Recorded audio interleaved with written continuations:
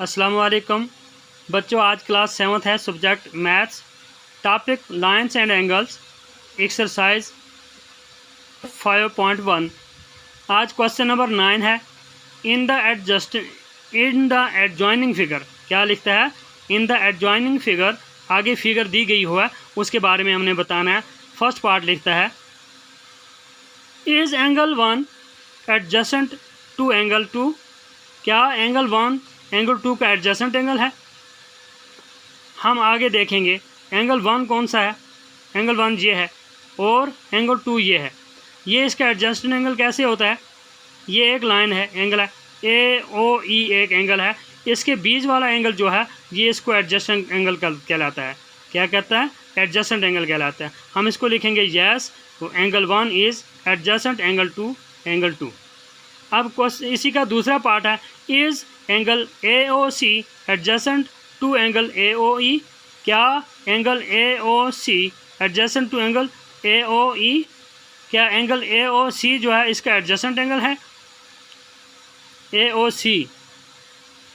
AOE आगे लिखता है no, AOC is not adjacent to angle AOE because they have common interior point C। ये जो line है कॉमन पॉइंट है, इसलिए ये पॉइंट C जो है इस पर ये कॉमन इंटीरियर पॉइंट है, इसलिए AOC एंगल AOE के एडजेसेंट नहीं है। इसी का तीसरा पार्ट है do angle COE and angle EOD form a linear pair. क्या ये angle COE and angle EOD linear pair हैं? अब देखते हैं इस फिगर में COE कहाँ पर है। COE and EOD, COE EOD। अब लीनियर होने की क्या पहचान होती है यहाँ पर? हम इसको किस तरह लीनियर पेयर कहेंगे? यहाँ पर एक लाइन में लगाता हूँ, सीधी एक लाइन है। यहाँ पर ये जो एंगल है ये 180 डिग्री का एंगल है। क्या है? 180 डिग्री का एंगल है, 180 के बराबर है। ये स्ट्रेट एंगल कहलाता है। अब इसके अंदर अगर कोई एक और लाइन हम लगा देंगे बीच में से इस तरह की एक, ये यहाँ पर दो एंगल बन गए। ये स्ट्रेट एंगल पर 180 डिग्री का एंगल जो है बना हुआ, उसके अंदर जब दो एंगल बन जाएंगे वो एक दूसरे के लीनियर पेयर होंगे। वो क्या होंगे? Linear pair. हम इसको लिखेंगे angle 1 linear, angle 1 and angle 2 are linear pair, ये दो लीनियर पेयर हैं। इसी तरह ये लाइन जो है लगी हुई, ये लाइन है, इसके अंदर O पॉइंट जो है ये इसका 180 डिग्री के ये स्ट्रेट एंगल है। अब इसके अंदर जब एक लाइन ये आती है इस तरह का एंगल बनता है COE, एक एंगल बन गया। अब EOD दूसरा एंगल, इसको छोड़ दो, ये बनता है COE and EOD।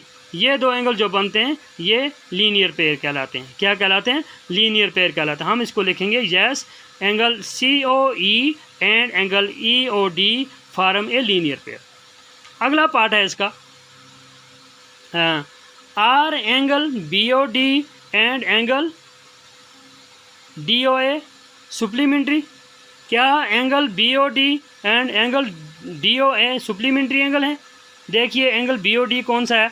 Angle BOD and angle AOE, BOD DOA, हाँ, एंगल BOD DOA क्या कहता है? ये इस एंगल को सुप्लीमेंट्री एंगल कहलाता है।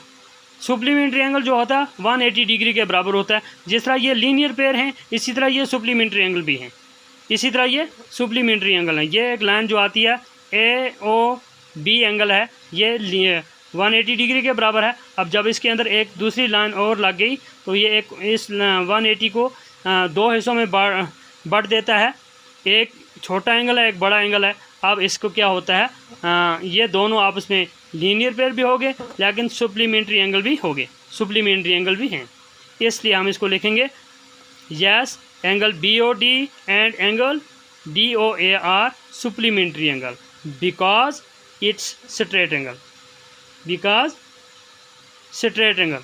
ये स्ट्रेट एंगल के दो एंगल हैं। अगला पार्ट है इसका, is angle 1 vertically opposite angle 4। क्या एंगल 1 एंगल 4 का वर्टिकली अपोजिट एंगल है? एंगल 1 ये है, इसी के बराबर का जो एंगल होता है, इसका अपोजिट जो एंगल होता है उसका वर्टिकली अपोजिट एंगल होता है। क्या होता है? ये एंगल इसके अपोजिट का जो एंगल होगा, ये आपस में वर्टिकली अपोजिट एंगल होते हैं। लिहाजा हम लिखेंगे yes angle 1 is vertically opposite angle. Angle 1 is angle 1 yes angle 1 is vertically opposite angle of 4। Angle 4 यहाँ पर 4 है, यहाँ पर 5 है। ये अगला पार्ट है। इसका अगला पार्ट है, what is the vertically opposite angle of angle 5 to angle 5।